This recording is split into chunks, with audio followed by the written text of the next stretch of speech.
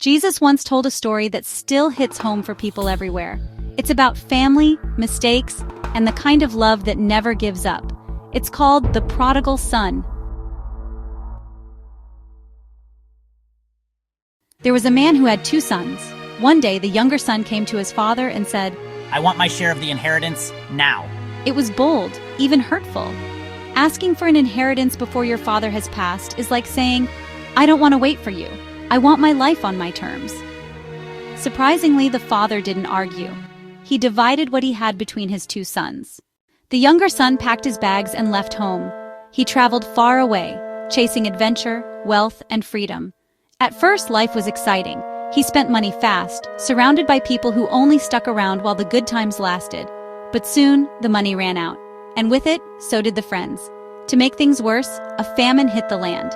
He was broke, alone, and desperate. He found work feeding pigs, a humiliating job, especially for someone from his background. He was so hungry that even the pig's food started to look good. Finally, reality hit him. He thought, "Back home, even my father's servants live better than this. Maybe I can go back. Not as a son, but as a servant. At least I'll survive." So, with nothing left, he began the long walk home.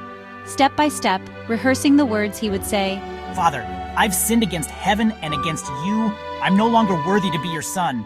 "Please, just take me back as a servant." But while he was still a long way off, his father saw him. And instead of waiting, instead of demanding an explanation, the father ran, yes, ran to him. He threw his arms around his son and kissed him. The son began his apology just as he practiced.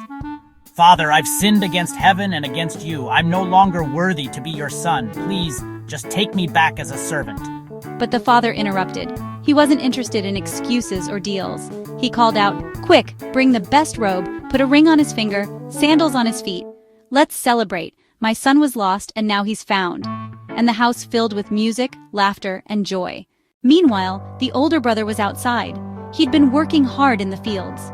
When he heard the music, he asked what was happening. "Your brother is back, and your father is throwing a celebration."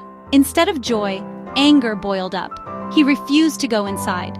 "All these years I've worked for my father," he thought. "I never disobeyed him, but I never got a party. Now this son of his, who wasted everything, comes back and he gets a feast?" The father came out to him too. "My son, you are always with me, and everything I have is yours." "But we had to celebrate. Your brother was dead and is alive again. He was lost and now is found." This story is more than words on a page. It's a picture of forgiveness, second chances, and love that never gives up. It reminds us that no matter how far we wander, there is always a way home.